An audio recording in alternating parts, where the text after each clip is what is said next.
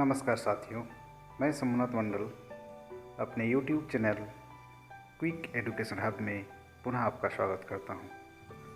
आज मैं फिर एक नई वीडियो के साथ आपके सामने उपस्थित हूं, जिसमें आज वर्ग तृतीय के हिंदी विषय से एक कहानी उद्धृत है, जिसका शीर्षक है मेरी टोपी तेरी टोपी। चलिए इस कहानी को हम लोग सुनते हैं और इसकी प्रश्नावली को आगे वीडियो में शेयर करेंगे।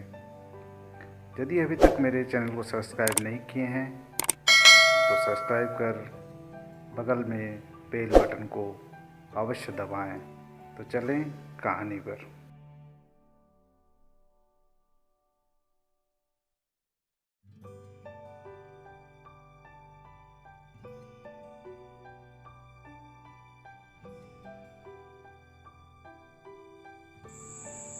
तो बच्चे, कहानी इस प्रकार की है,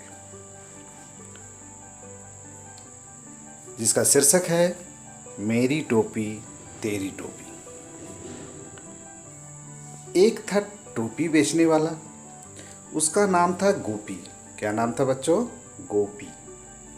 गोपी शहर से टोपियां लाकर गांव में बेचा करता था। एक बार की बात है, गर्मियों के दिन थे, दोपहर का समय था। गोपी टोपियों की गठरी लादे गांव की ओर जा रहा था। रास्ते में घने पेड़ों की ठंडी छांव देख गोपी आराम करने के लिए रुक गया। उसने टोपियों की गठरी एक तरफ रख दी और खुद पेड़ के सहारे बैठ गया।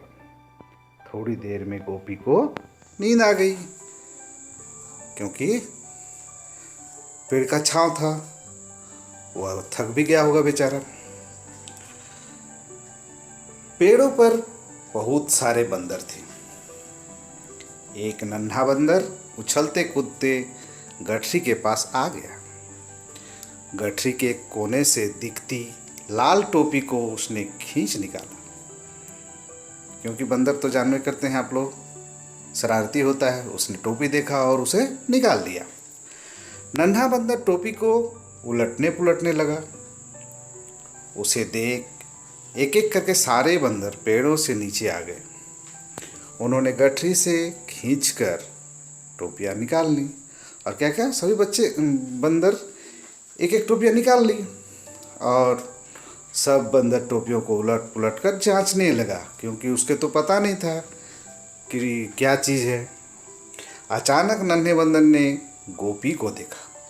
गोपी के सिर पर लगी टोपी देख उसने भी अपने हाथ वाली टोपी झट से सिर पर रख ली।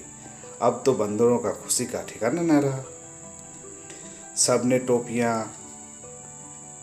सिर पर टेढ़ी सीधी लगाई और पैरों पर चढ़ गया।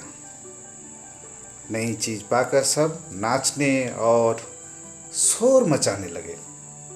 इतने में गोपी की नींद खुल गई। उसने जब अपनी गठरी देखी तो घबरा गया। गठरी में तो एक भी टोपी नहीं थी। गोपी सोचने लगा, अगर किसी को मेरी टोपियां चुरानी थी तो यह पूरी गठरी ही ले जाता।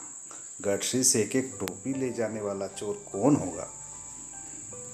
गोपी को दूर तक कोई दिखाई नहीं दिया। अचानक बंदरों के शोर से उसका ध्यान ऊपर गया। पेड़ की डालियों पर उछलते कूदते टोपी पहने बंदरों को देख गोपी हैरान हो गया। उसने सोचा कि अरे बाबा रे, क्या हुआ? सब बंदर हमारा टोपी लेके चला गया है। गोपी ने अपनी टोपियां बंदरों के सिर पर देखी तो गुस्से से भर गया। वह बंदरों पर चिल्लाने लगा। बंदर भी हाथ पांव हिला हिला कर दांत किरकिराने लगे। गोपी बंदरों को पकड़ने के लिए दौड़ा। वे एक पेड़ से दूसरे पेड़ कूदने लगे। गोपी थक कर एक तरफ बैठ गया। उसे अचानक चुप बैठे देख बंदर भी चुप हो गए। सारे बंदर गोपी के पास वाले पेड़ में इकट्ठे होकर उसे देखने लगे। टोपी पहने ढेर सारे बंदरों को अपनी ओर झांकता देख गोपी को भी हंसी आ गई क्योंकि सब जो बंदर सब है उसको देख रहे थे, गोपी को देख रहे थे। उसने हाथ से इशारे में नन्हे बंदर को बुलाया। गोपी जो है एक नन्हा बंदर को अपने हाथ से इशारा करके बुलाया। नन्हे बंदर ने उसी तरह इशारा करके गोपी को भी बुलाया, तो गोपी को भी वो बंदर बुलाने लगा। गोपी जिस तरह से हाथ हिलाता, मुंह बनाता, नन्हा बंदर और उसके साथ सारे बंदर उसी तरह नकल करते। नकल कर खेल करते करते गोपी को एक चाल सूझी। क्या सूझी? कि भाई हम जैसा कर रहे हैं वो बंदर कर रहा है, तो इसमें हमको टोपी वापस लेने के लिए कुछ करना चाहिए। उसने अपनी टोपी पर हाथ फेरा। सारे बंदरों ने अपनी अपनी टोपी पर हाथ फेरा। गोपी ने टोपी सिर से उतारी। गोपी ने क्या किया? अपना टोपी को सिर से उतार दिया। बंदरों ने भी अपनी टोपियां सिर से उतार ली। गोपी ने टोपी दूर फेंक दिया। गोपी के टोपी फेंकते ही बंदर भी क्या किए? अपने टोपियां झट से उतार कर नीचे फेंक दी। बस अब क्या था? गोपी फटाफट सारी टोपियां इकट्ठा की और गठरी बांधी और झटपट वहाँ से भाग गया। तो बच्चों, ये गोपी अपनी चालाकी से अपनी टोपियों को फिर से वापस ले लिया और वह वहाँ से भाग खड़ा हुआ।